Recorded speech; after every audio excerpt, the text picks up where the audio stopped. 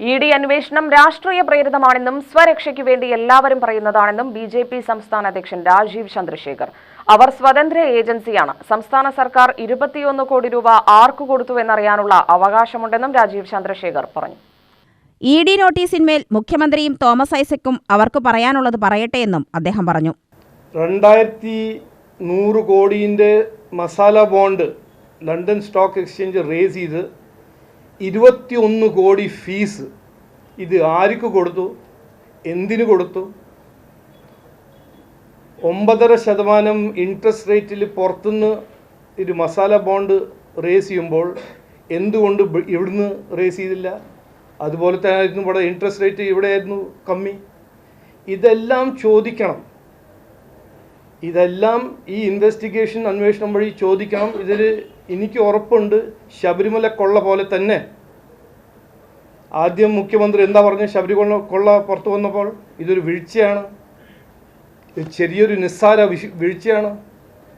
4.5 kilo സ്വർണം ഒരു പുണ്യ ശബരിമല അമ്പലത്തിൽ നിന്ന് കൊള്ള ചെയ്യുമ്പോൾ LDF ഇതിനെ കാണുന്നത് ഒരു വീഴ്ചയായിട്ടാണ് കണ്ടത്. അത് എന്തുകൊണ്ട് മുഖ്യമന്ത്രി അങ്ങനെ പറഞ്ഞു? അന്ന് SIT പോലീസാണ്. പോലീസ് ആരുടെ കീഴാണ് വരുന്നത്? ഹോം മിനിസ്റ്ററിൻ്റെ കീഴ്. അതൊരു സിഗ്നലായിരുന്നു. പക്ഷെ ഞങ്ങൾ അന്ന് പറഞ്ഞു, ഇന്നും പറയുന്നു, അതൊന്നും ഞങ്ങൾ സ്ലിപ്പപ്പായിട്ട് കവറപ്പ് ചെയ്യാൻ സമ്മതിക്കില്ല. ഇതിനു വേണ്ടി എന്തു വേണമെങ്കിലും ഞങ്ങൾ തയ്യാറാണ്. ശബരിമലനെ സംരക്ഷിക്കാനും വിശ്വാസികളുടെ ഈ ദ്രോഹിക്കുന്ന ഒരു രാഷ്ട്രീയത്തിന് ബ്ലോക്കും ഡിഫീറ്റ് ചെയ്യാൻ ഞങ്ങൾ തയ്യാറാണ്.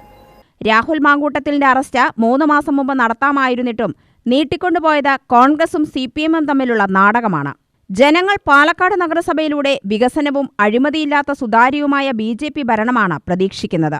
ശബരിമല സ്വർണ്ണക്കൊള്ളക്കേസിൽ വിഷയം മാറ്റാനാണ് രാഹുൽ മാങ്കൂട്ടം വിഷയം ഉയർത്തിക്കൊണ്ടുവരുന്നത്.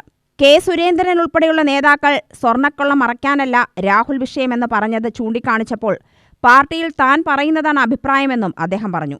മസാല ബോണ്ട് വഴി സർക്കാർ ലണ്ടനിൽ പോയി പണം സ്വരൂപിച്ചത് കമ്മീഷന് വേണ്ടിയാണ്. മറ്റു സംസ്ഥാനങ്ങൾ ഫണ്ട് സംഭരിക്കുന്നത് അതത് സ്ഥലത്തെ ബാങ്കുകളിൽ നിന്നോ സംസ്ഥാനങ്ങളിൽ നിന്നോ ആണ്. എന്നാൽ കേരളം അങ്ങനെ ചെയ്യാത്തത് കമ്മീഷൻ കൊടുക്കാൻ സാഹചര്യമില്ലാത്തതുകൊണ്ടാണ്. UTV news, Palakkad.